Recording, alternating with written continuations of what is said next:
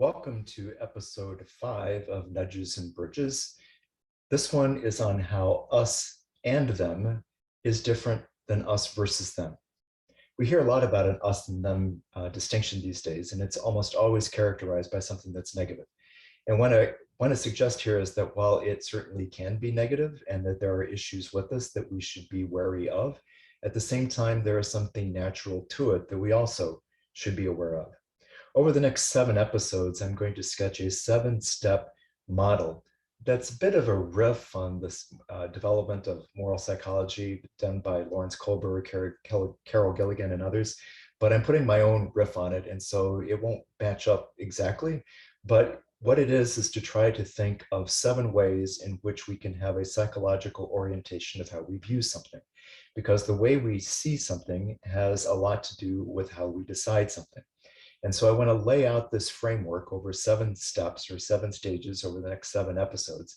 And then I will fill it in over time with what you are also seeing on this slide of examples from the sports world and example from the music world.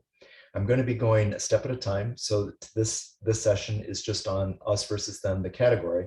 And later on, I'll be talking about the sports and the music components of it. So first of all, let's talk a little bit about us versus them, or us and them, and the fact that us and them may not necessarily be a bad thing. I mean, we all need an us. We do. We need an us. We need our family. We need our friends. We need people that we can rely on. We need to have people that we know are part of our support system. And so there's nothing wrong with having an us. And if you have an us, there's another group of people who are not part of your us who becomes a them. That's not necessarily bad in its own right. And in fact, there's anthropological understandings and archaeological ones that suggest that there are some human limitations to the number of people with which we can have, close communication with or relationship with. And those numbers are ranging from 4 to 6, 30, 150. And think of the number of people that you ever are able to have a conversation with, or even go to a cocktail party and look at people that are talking together. And unless there's one person that everybody believes is a really, really important person, and everyone's trying to suck up to them, it'll be 4 to 6, and the group will fission like an amoeba in a high school science experiment if it gets bigger than that. 30 is arguably the number that was the average number of people in hunter-gatherer societies that, according to most anthropologists, believe that human beings lived in 98 to 99% of human history. And so there's something, there's a level of the number of people you can sort of engage with at any one time on a daily basis and be kind of your part of your group. And there's 150, which is also called the Dunbar number. And I'll talk about all of these numbers in more detail as we go throughout this podcast. But the Dunbar number is that at any one time during your life, there's probably a maximum of 150 people that, as Dunbar colloquially puts it, you could pull up a chair and have a beer with them in the bar, that you'd be comfortable with them. And so there's about 150, he argues, that you can recognize that your actions make a difference too, that there's someone that you can count on, that you have a relationship with. In my vernacular or offhanded way of summarizing these numbers has always been that, to go to a wedding, there are 4 to 6 people that had to be there: the bride, the groom, 2 witnesses, and the officiant. There's 30 people that the bride and groom would say, oh, boy, it just wouldn't be the wedding unless those people were there. There's 150 people that the bride and groom would say, wouldn't it be cool if they were there? And you get about 150, and the bride and the groom are looking at each other and they say, who the heck are they? I mean, these numbers work. And I've challenged students over the years to go out and prove me wrong. And they always come back saying, you're right. We went to a cocktail party, and those, you get to about 4 to 6 and it just fissions, and you see it time and time again. So we need an us, and there are cognitive reasons why that us is a certain number of people that's probably fairly small. And so us and them is not necessarily bad. Us versus them is very different, because when you put the verses in, there's an oppositional component to it. And the risk is that that oppositional component can lead to the demonization and the dehumanization of the them. Now, that's not always the case. I mean, we can all think of groups that we are in. I was reading a book the other day that was talking about, if you're, a softball team, you have your us, you have your team, you have them, the other team, but you're probably not demonizing the other team when you're playing, pickup softball after work. I mean, there's an us and a them, but the them isn't demonized. I mean, that just usually doesn't happen. So there's lots of times that us and them works, and it works quite well without dehumanization or demonization of the other side. But you look at something like warfare, that's exactly what happens.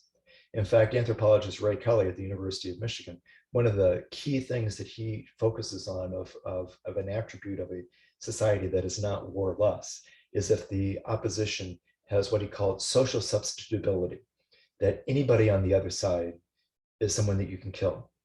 They have the same uniform, they don't even have the same uniform, they're on the same side. And so it's just a matter of attacking the same sides. And you don't take into account the identity, the relationships, the children, all the other kinds of identities that people have. You just know that that's a them that you're going to kill. And so us versus them, when it has the demonizing and the dehumanizing component of it, does create real problems. Now, before I started this podcast, I was primarily thinking of the ways in which people in the US and in other Western countries that have become so at odds with each other need to find ways in order to come together. And that is still true. But I'm also broadcasting this in the midst of the Russian invasion of Ukraine. And you can see some of the things that I've already talked about implicit of what is going on there. But there's another dimension of us versus them that can still be positive. Although it's a little, well, it's pretty obvious, although you want to make it rare, because the reason that it becomes a positive is because of the fact that you are in the midst of something like a war. And that is the solidarity that can develop if you have a common enemy. I mean, if you look at what has happened in the Russian-Ukraine war and how unified NATO and allies have become around the world, and how unified people in Ukraine are, and you get a sense of there's a commonality of purpose. There's a shared values that people want to express and that they have. That's a positive thing. Now, and so I don't want to, even within us versus them, to the extent to which that us creates that kind of a positive component, there is a positive to that, or on a very, very less dramatic scale. Think of going to a college football stadium, and everybody is cheering at the same time. They hear the same music and they cheer at the same time. You have a bigger sense of us. And hopefully you're not demonizing the opponent, although you're rooting against the opponent, but hopefully you're not demonizing them. And you can still have a sense of us because you have a common opponent. But so there are times and places where even within us versus them, there can be a positive development of us. But for the most part, the main distinction that I want to make is us and them. When you're relying on those who you're close to and identifying those who you are close to is not a bad thing, as long as you're not demonizing the them. It's when you have the demonization and dehumanization of them that it becomes very difficult for people to build bridges to others with whom they otherwise might disagree. That's the first category, us, them category. The next category is going to be rules and structure, and I'll address that in the next podcast.